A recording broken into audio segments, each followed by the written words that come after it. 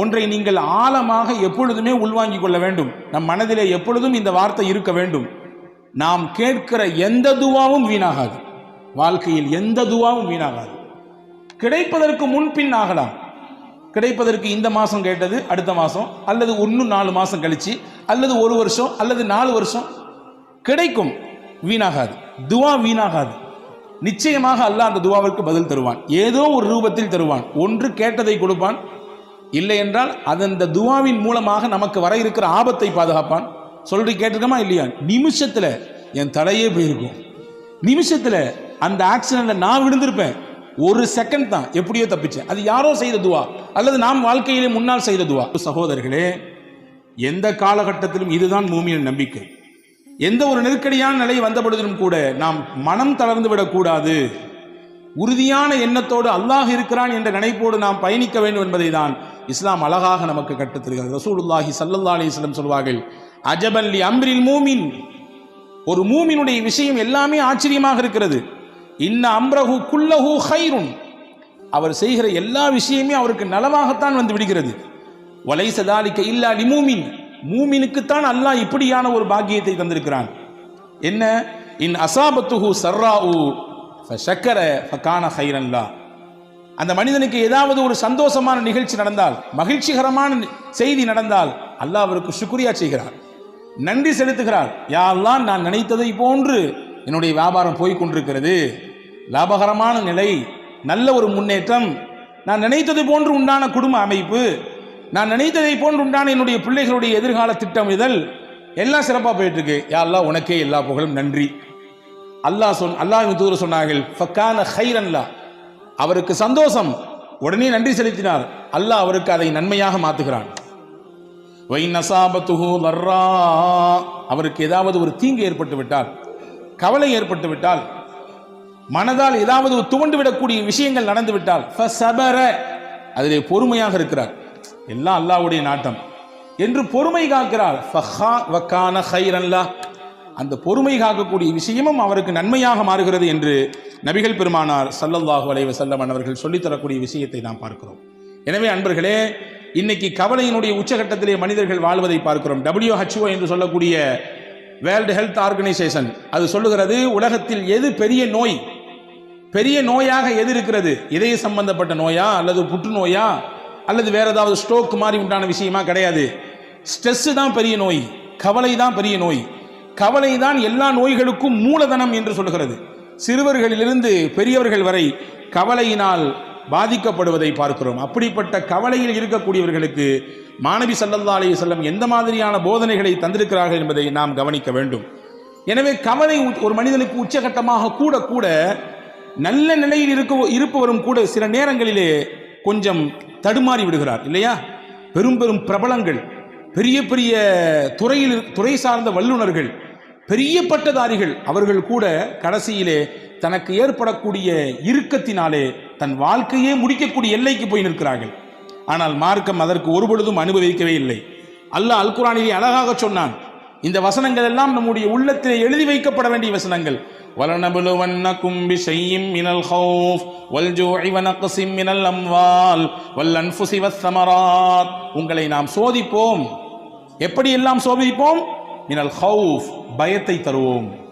வல்ஜூ, பசியை கொடுப்போம். வனக்ஸின் மினல் அம்வால், உங்களுடைய பொருளாதாரத்தில் இழப்பை ஏற்படுத்துவோம். வல் அன்ஃபுஸ், உங்களோடே சுத்தி சுத்தி வந்தவர்கள், உங்கள் உறவுக்காரர்கள், உங்களுடைய நண்பர்கள், உங்களுக்கு அறிமுகமானவர்கள், சொல்லப்போனா உங்களுடைய ரைட் ஹேண்ட் சொல்ற அளவுக்கு, உங்களுடைய வலதுகை என்று சொல்லும் அளவிற்கு இருப்பவர்கள் பொசுக்குன்னு இறந்துடுவாங்க, திடீர்னு இறந்து போயிடுவாங்க. இதுவெல்லாம் சோதனையின் ரூபங்கள். சொல்லிட்டு அல்லாஹ் சொல்றான், ஃபபஷ்ஷிரி ஸாபிரீன், யார் இதிலெல்லாம் அல்லாஹ் நம்மோடு இருக்கிறான் என்று பொறுமையோடு இருக்கிறார்களோ அவர்களுக்கு சுபசோபனம் சொல்லுங்கள் நபியே என்று அல்லாஹ் அல் குர்ஆனிலே நபிகள் பெருமானா ஸல்லல்லாஹு அலைஹி வஸல்லம் மூலமாக நமக்கு சொல்லித் தருகிறான். அன்பு சகோதரர்களே, இதுதான் நமக்கான ஒரு உற்சாக பானம். அதில் சையதத்துனா உம்மு சுலைம் ரலியல்லாஹு தஆலா அன்ஹா, சையதுனா அபூ தல்ஹா ரலியல்லாஹு தஆலா அன்ஹு, 2 சஹாபா, ஒரு சஹாபி ஒரு சஹாபிய பெண்மணி. அபூ தல்ஹா கணவர், உம்மு சுலைம் மனைவி, பேர் பெற்ற பெண்மணி. இவரும் சாதாரணப்பட்ட சஹாபி அல்ல, வரலாற்று சிறப்புக்க புகழ்பெற்ற சஹாபி இவர். 2 பேருமே நல்ல ஒரு முன்மாதிரியான தம்பதிகள். இவர்களுக்கு அல்லாஹ் ஒரு குழந்தையை கொடுத்தான். குழந்தை பிறந்து வளர்ந்து கொண்டிருக்கிறது. அபூ தல்ஹா வெளிநாடுகளுக்கு வியாபாரம் செல்லக்கூடியவர். அப்படி ஒரு நாள் வியாபாரத்துக்கு வெளிநாட்டுக்கு போனார். போயிருக்கக்கூடிய அந்த கேப்பில் பிறந்த குழந்தை வளர்ந்துட்டு இருக்கக்கூடிய காலகட்டத்தில் திடீர்னு அந்த பிள்ளைக்கு ஏதோ ஒன்று செஞ்சுது. அந்த குழந்தை இறந்து போச்சு. வியாபாரம்லாம் முடிச்சுட்டு திரும்பி ஊருக்கு வர்றாரு. ஊருக்கு வந்த உடனே தன்னுடைய மனைவி இடத்திலே வர்றாரு. கணவன் நீண்ட நாள் கழித்து வந்திருக்கிறார், வியாபாரம் முடித்து வந்திருக்கிறார். எடுத்த உடனே அவர்கிட்ட சோக செய்தியை சொல்லி அவருடைய அந்த மைண்டை அப்செட் பண்ண வேண்டாம் என்று நினைத்த உம்மு சுலைம் ரலியல்லாஹு தஆலா அன்ஹா கணவனுக்கு சிறப்பான முறையிலே உணவு ஏற்பாடு செய்து விருந்தோம்பல் செய்தார். செய்து முடித்துவிட்டு அன்றைய பொழுது தன்னை முழுவதுமாக சிறப்பாக அலங்கரித்து கொண்டு அன்றைய தினம் தன்னுடைய கணவனோடு இல்லறத்திலே இணைந்தார். இணைந்ததற்கு பிறகு ஒரு அழகான ஒரு கேள்வியை எடுத்து வைக்கிறார் மனைவி உம்மு சுலைம் ரலியல்லாஹு தஆலா அன்ஹா. உங்கள்கிட்ட யாராவது ஒருத்தர் அமானீதத்தை கொண்டு வந்து கொடுத்து கொஞ்ச நாளைக்கு பின்னாடி என் பொருளை தாங்க திருப்பி அப்படின்னு கேட்டா நீங்களே வச்சுக்குவீங்களா? கேட்டவர் கேட்ட ஒன்று எடுத்து கொடுத்துருவீங்களா? என்னம்மா இது கேள்வி? அமானீதம் சொல்லி கொடுத்துட்டா உரியவங்க வந்து கேட்டால் கொடுக்கத்தானே செய்யணும். கொடுக்க மாட்டான், இது என்னோடது, நீங்கள் உங்களை யாருன்னு எனக்கு தெரியாது என்று சொன்னால் இது மோசடி அல்லவா? இது அநியாயம் இல்லையா? அக்கிரமம் இல்லையா? இதானே சரி? ஆமாம், இதான் சரி. உம்மு சுலைம் ரலியல்லாஹு தஆலா அன்ஹா தன்னுடைய கணவனிடத்திலே சொன்னார்கள், அல்லாஹ் நமக்கு அமானிதமாக பிள்ளையை தந்தான், கொடுத்தவனே எடுத்துக்கொண்டான். கொடுத்தவனே எடுத்துக்கொண்டான். நம்முடைய சக்தி எங்கே இருக்கிறது? அல்லாஹ்வின் சக்தியாச்சே. எனவே இன்னைக்கு எந்த குறையும் இல்லை, எல்லாம் பெர்ஃபெக்ட், 100%. கணவனுக்கும் எந்த பிரச்சனையும் இல்லை, மனைவிக்கும் எந்த பிரச்சனையும் இல்லை. குழந்தை ஏன் இல்லை? அல்லாஹ் நாடவில்லை, அவ்வளவுதான். இதுதான் உண்மை. எனவே நாம் புரியக்கூடாது நம் சக்தியின் மூலமாகத்தான் பிள்ளை, நம்முடைய ஆற்றல், நமக்கு இருக்கிறது ஆண்மை. இல்லை இல்லை இல்லை, கிடையவே கிடையாது. ஹஜ்ரத் உம்மு சுலைம் சொன்னாங்க, கொடுத்தவன் அல்லாஹ், அவனே எடுத்துக்கிட்டான் திருப்பி. அபூ தல்ஹா ஆடி போய் விட்டார். மறுநாள் காலில் போய் அழுதுகிட்டே கண் கலங்கிட்டே ரசூலுல்லாஹ்ட்ட போனார். யா ரசூலல்லாஹ், செய்தியை கேட்டீங்களா? வெளியூருக்கு போயிட்டு வர்றதுக்குள்ள புள்ள இறந்து போச்சு. அது மட்டும் இல்லை, இந்த செய்தியை என் அந்த அம்மா எப்போ சொன்னாங்க தெரியுமா? எவ்வளோ தாமதித்து சொன்னாங்க தெரியுங்களா? எனக்கு வருத்தம் தானே இது என்று ஹஜ்ரத் அபூ தல்ஹா ரலியல்லாஹு அன்ஹு ரசூலுல்லாஹ்விடத்திலே சொன்ன பொழுது ரசூலுல்லாஹ் அழகாக ஒரு துவா செய்தார்கள். பாருங்கள், நபியினுடைய துவாவுக்குரிய சக்தியை பாருங்கள். அல்லாஹ் நமக்கு எடுத்த விஷயத்திலே நாம் கொஞ்சம் பொறுமையாக இருந்தால் தரக்கூடிய பிரதிபலன் நம்மை ஆச்சரியப்படுத்தும், நம்மை அப்படி மெய்சிலிர்க்க வைக்கும். ரசூலுல்லாஹ் அழகா ஒரு துவா செஞ்சார். பாரக்கல்லாஹு ஃபீ காபிரி லைலத்திகுமா, அல்லாஹ் நீங்கள் நேற்று இரவிலே இணைந்தீர்களே அந்த இணைப்பிலே அல்லாஹ் பரக்கத் செய்வானாக. நீங்கள் இரவு நேற்று நீங்கள் கணவன் மனைவி இணைந்தீர்கள், அந்த இணைப்பில் அல்லாஹ் பரக்கத் செய்வானாக. அல்லாஹ் பரக்கத் செய்தான்.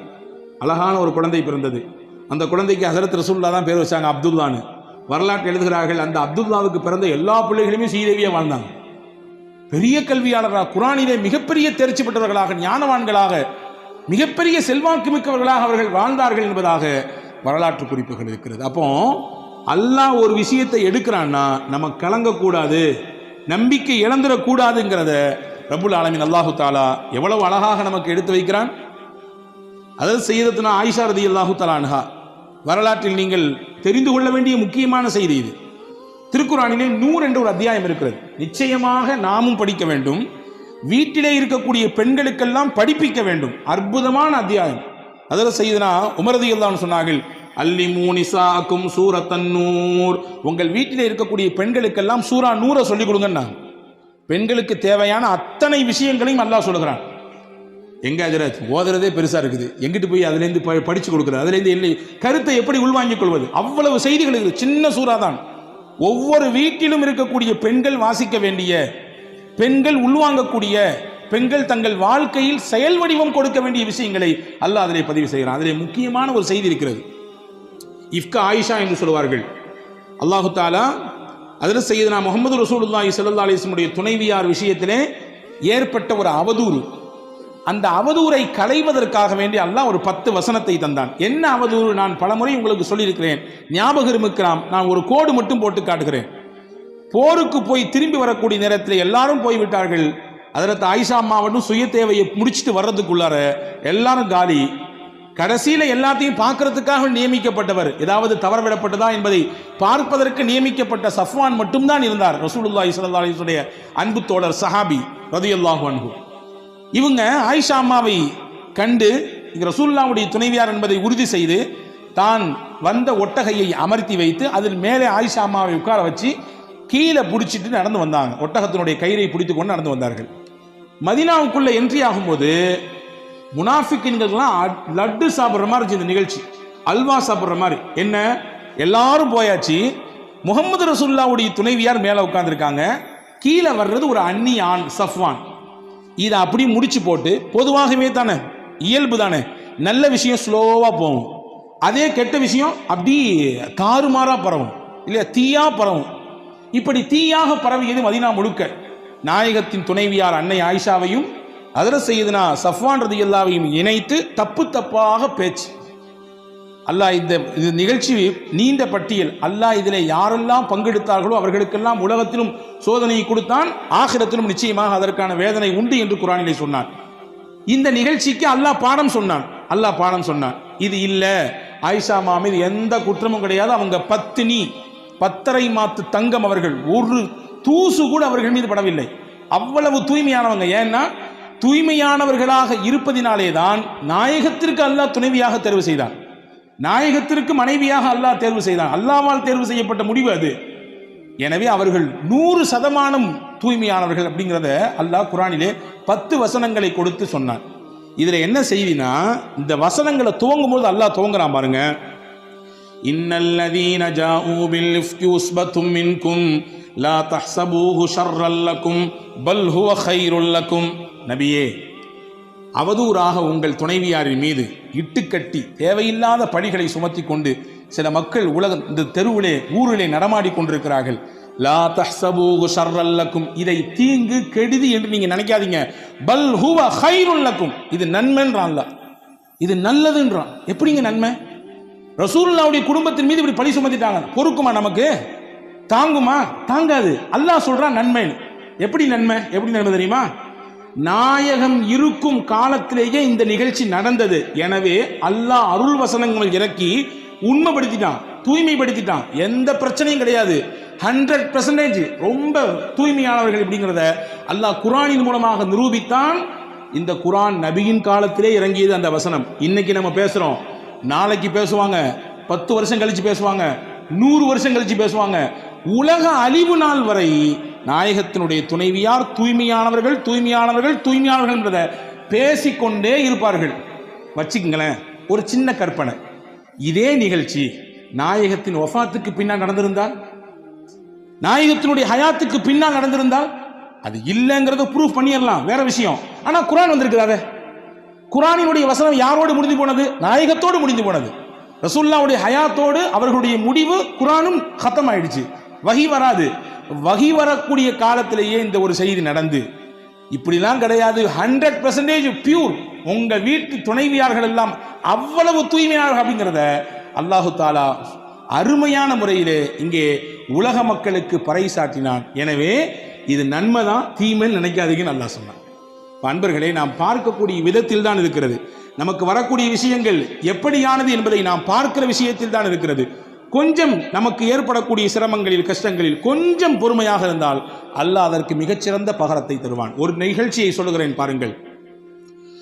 அபூ தல்ஹா ரலியல்லாஹு தஆலா அன்ஹு என்ற ஒரு சஹாபி, நபி ஸல்லல்லாஹு உம்மு சலமா ரலியல்லாஹு தஆலா அன்ஹா, அபூ சலமா ரலியல்லாஹு தஆலா அன்ஹா, இவங்க ரெண்டு பேரும் கணவன் மனைவி. அதே நேரத்தில் சிறந்த கணவன் மனைவி. சிறந்த கணவன் மனைவி ஏன் சொல்றேன்னா, நாயகத்திரத்தில் என்னெல்லாம் கேட்டாங்களோ அதெல்லாம் ரசூலுல்லாஹ்ட்ட கேட்ட விஷயத்தை அப்படியே மனைவிட்டு அப்படி ஒப்பிச்சிருவாங்க. நல்ல விஷயத்தை ஷேர் பண்ணிக்குவாங்க. இன்னைக்கு எதெல்லாமோ பேசுகிறோம், எங்கெங்க உள்ள விஷயத்தெல்லாம் பேசுகிறோம், குடும்ப விஷயத்தை எடுத்து பேசுகிறோம், மற்ற விஷயங்களை, நல்ல விஷயங்களை நாம் நம்முடைய துணைவியார்களோடு பகிர்ந்து கொள்கிறோமா, அதற்கு குடும்பத்தில் நேரம் வைத்திருக்கிறோமா என்றால் பல நபர்களுக்கு கேள்வியிலே இல்லை என்று தான் வருகிறது, இல்லையா? ஹஸரத் அபூ சலமா நபியிடத்தில் கேட்ட விஷயத்தெல்லாம் ஷேர் பண்ணுவாங்க. அப்படி ஒரு நாள் ஒரு விஷயம் சொன்னாங்க. ரசூலுல்லாஹ் இன்னைக்கு ஒரு செய்தி சொன்னாங்க. என்ன தெரியுமா சொன்னாங்க? யாருக்கு அல்லாஹ் ஒரு சோதனையை தந்து அந்த சோதனையிலே அவர் பொறுமையாக இருந்து, இன்னா லில்லாஹி வ இன்னா இலைஹி ராஜிஊன், சோதனைனா இழப்பா இருக்கலாம், கஷ்டமா இருக்கலாம், நெருக்கடியா இருக்கலாம், எதா இருந்தாலும் இருக்கலாம், இன்னா லில்லாஹ் சொல்லிட்டு ஒரு துவா சொன்னார். என்ன துவா? அல்லாஹும்ம அஜிர்னி ஃபீ முஸீபதி வக்லிஃப்னி கைரம் மின்ஹா. யா அல்லாஹ், எனக்கு இந்த இழப்பு ஏற்பட்டிருக்கு, இந்த கஷ்டம் ஏற்பட்டிருக்கு, இதுக்கு நீ தான் கூலி தரணும், நான் இழந்ததை விட சிறந்த பகரத்தை நீ எனக்கு தரணும் என்று ஒருவர் துவா செய்தால் அல்லாஹ் அவருக்கு ஏற்பட்ட இழப்புக்கும் கூலி கொடுப்பான், அவர் இழந்ததை விட மிகச்சிறந்ததையும் கொடுப்பான் அப்படின்னு ரசூலுல்லாஹ் சொன்னாங்கம்மா அப்படின்னு சொல்லி ஹஜ்ரத் அபூ சலமா உம்மு சலமா ரலியல்லாஹு இடத்திலே சொல்லி கொடுத்தாங்க. இது ஒரு செய்தி. கொஞ்ச நாள் கழிஞ்சது உஹது யுத்தத்துக்கு போனாங்க அபூ சலமா, அவருக்கு ஒரு சின்ன காயம் பட்டுச்சு, திரும்பி வந்தாங்க, அந்த காயமே பெருசாகி கடைசியில் அதுவே மௌத்துல போய் விட்டுடுச்சு, இறந்துட்டாங்க. அப்படி ஒரு அந்யுன்யம். அவர்களின் வரலாற்றை நீங்கள் வாசித்தால் கண்ணீர் தொட்டு தான் பக்கங்களை திருப்ப வேண்டும். ஒரு குடும்பமே சேர்ந்து இந்த மார்க்கத்திற்காக தியாகம் செய்த ஒப்பற்ற குடும்பத்திற்கு சொந்தக்காரர்கள், கணவன் மனைவி சின்ன புள்ள, அவ்வளவு சிறப்பான ஒரு வரலாற்றுக்கு சொந்தக்கார பெண்மணி. கணவன் இறந்துட்டாங்க, தன்னந்தனியா மதீனா நிற்கிறாங்க, குடும்பம் கிடையாது, உறவு கிடையாது, யாரும் இல்லை. இப்போ அந்த அம்மாவுக்கு வரக்கூடிய சிந்தனை தான் கணவன் சொல்லி கொடுத்த அந்த ஹதீஸ் ஞாபகத்துக்கு வந்துச்சு. ஞாபகத்துக்கு வந்தவொடனே அந்த அம்மா அந்த ஹதீஸை அதை ஞாபகப்படுத்தி மறுபடியும் இன்னாலில்லா சொல்லிட்டு அல்லாஹும் அஜிர்னி ஃபி முசீபத்தி வஹலிஃப்னி ஹைரம் மின்ஹா இந்த துவா ஓதிட்டு சொன்னாங்க, ஐயு ரஜுலி ஹைரும் மின் அபி சலமா, அபூ சலமா எனக்கு அப்படி ஒரு கணவர், அவரை மாதிரி உண்டா, அவர் இப்போ நான் இழந்துட்டேன், அவருக்கு நிகராக அல்லது அவரை விட சிறந்தவராக எப்படி யார் எனக்கு கணவராக வர முடியும் என்ற ஒரு ஆற்றாமையில் அந்த அம்மா வெளிப்படுத்தினாங்க. அந்த வார்த்தையை வரலாற்றில் எழுதுறாங்க. அந்த அம்மா சொல்லிட்டு சொன்னாங்களாம், என்றாலும் ரசூலுல்லாஹ் சொல்லியிருக்காங்க, அதில் 100 இல்லை 1000 லட்சம் அர்த்தம் இருக்கும், நான் அல்லாஹ்வுக்காண்டி பொறுமையாகிறேன். அப்படியே வரலாற்றின் பக்கங்களுக்குள்ளே போனால் கொஞ்ச நாளைக்கு பின்னாடி அதில் அபூபக்கர் ரலியல்லாஹு பொண்ணு கேட்டாங்க, அபூ சலமா உம்மு சலமாவை மாட்டேன்ட்டாங்க. உமர் ரலியல்லாஹு பொண்ணு கேட்டாங்க, மாட்டேன்ட்டாங்க. கொஞ்ச நாள் கழிச்சு ரசூலுல்லாஹ்வே வந்து பொண்ணு கேட்டாங்க, உங்களை நான் நிக்கா செய்ய ஆசைப்படுறேன், நிக்கா செஞ்சுக்கிட்டாங்க. அன்பு சகோதரர்களே, அந்த அம்மா சொன்ன அந்த வார்த்தைக்கு அல்லாஹ் நிச்சயமாக நம்மை கைவிட மாட்டான், சிறந்த பகரத்தை தருவான், இழப்பு தான், ஈடு செய்ய முடியாத இழப்பு தான், கஷ்டம்தான், பொறுத்து கொள்ள முடியாத கஷ்டம்தான், என்றாலும் ரசூலின் வார்த்தைக்கு நான் முக்கியத்துவம் கொடுக்கிறேன், நிச்சயமாக நான் பொறுமையாக இருக்கிறேன் என்று சொன்னதற்கு அல்லாஹ் கொடுத்த கூலி நபியவே கணவனாக அல்லாஹ் மாற்றி கொடுத்தான். இப்போ நபியை விட உலகத்திலே சிறந்தவர் உண்டா? அபூ சலமாவை விட மிஞ்சியவராச்சே பெருமானா ஸல்லல்லாஹு அலைஹி வஸல்லம். எனவே வாழ்க்கையில் தன்னம்பிக்கை ஒருபொழுதும் இழந்துவிடக்கூடாது. சிரமங்கள் கஷ்டங்கள் வருகிற சமயத்தில் எப்படி ஒரு மனிதன் அதை கையாள வேண்டும், எப்படி தன்னுடைய வாழ்க்கைக்கு அதை அடுத்த கட்டத்துக்கு நகர்த்தி செல்ல வேண்டும், மொத்தமாக மனதால் துவண்டு எதையெல்லாமோ கற்பனை பண்ணிட்டு இப்படிலாம் நடந்துருமா இப்படிலாம் நடந்துருமா என்று யோசித்து கடைசியில் இருக்கிற வாழ்க்கையை நாம் சூனியமாக்கி கொள்ளக்கூடாது என்பதை மார்க்கம் அழகாக சொல்லித் தருகிறது. ஒரு 10 வயது சிறுவன் நடந்த உண்மை சம்பவம். அந்த சிறுவனுக்கு உடலிலே ஒரு பாதிப்பு, தாய் அழைத்து கொண்டு போகிறார். மருத்துவரிடத்துல போய் எல்லாம் விசாரிச்சா கடைசியில் மருத்துவர் சொல்லியிருக்காங்க, புள்ள புற்றுநோயால் பாதிக்கப்பட்டிருக்காரு. அந்த அம்மாவால் தாங்க முடியல. எப்படி தாங்க முடியும்? 10 வயசு குழந்தைக்கு இப்படி ஒரு பிரச்சனைன்னா. பையன் வெளியே வந்தவனை கேட்டான், என்னம்மா எனக்கு பிரச்சனைன்னு. அம்மா சொல்லிச்சு, ஒன்றும் இல்லைடா தம்பி, உன் உடம்புல கொஞ்சம் பூச்சி இருக்காமா, வேற ஒன்றும் இல்லை அப்படின்னு சொல்லிச்சு. அந்த பையனுக்கு ஒரு இயற்கை பழக்கம் இருந்துச்சான், வீடியோ கேம் விளையாடுவான், எதையாவது ஷூட் பண்ணிக்கிட்டே இருப்பான். 6 மாதம் எந்த பிரச்சனையும் இல்லை. 6 மாதம் கழிச்சு மறுபடியும் ஹாஸ்பிட்டலுக்கு வர்றான். வந்த உடனே டாக்டருக்கு ஆச்சரியம், என்ன மிராக்கலா இருக்குது, ஆச்சரியமா இருக்கு, எந்த பிரச்சனையுமே இல்லை, எல்லாம் பியூரா இருக்கிறான் பையன், ஒரு புற்று கூடிய அந்த அடையாளமே தெரியலையே அப்படின்னு. அப்போ வெளியே வந்தோன்னு அம்மா கேட்டுச்சான், என்னடா தம்பி செஞ்ச நீ அப்படின்னு. நீ தான் சொன்னாலம்மா என் உடம்புல வந்து பூச்சி இருக்குன்னு. நான் வீடியோ கேம் விளாடும் போதெல்லாம் ஷூட்டிங் பண்ணும்போது நினச்சிக்குவேன், அந்த என் உடம்புல இருக்கக்கூடிய அந்த பூச்சியை நான் சுடுறேன், அந்த பூச்சியை நான் சுடுறேன் என்று ஒவ்வொன்றாக நினைத்து சுட்டேன் என்று அந்த பையன் சொன்ன பொழுது தாய் உணர்ந்ததாம், எவ்வளவு பெரிய ஒரு வார்த்தை, ஒரு நம்பிக்கை அவனுடைய உடம்பிலே மிகப்பெரிய மாற்றத்தை தந்திருக்கிறது என்று. எனவே அல்லாஹ் இருக்கிறான், எந்த கட்டம் வந்தாலும், எந்த சிரமங்கள் வந்தாலும், எவ்வளவு பெரிய நெருக்கடிகள் கவலைகள் வந்தாலும் அவன் இருக்கிறான் நம்மோடு என்ற எண்ணத்தோடு வாழ்க்கையில் நாம் பயணித்தால் எவ்வளவு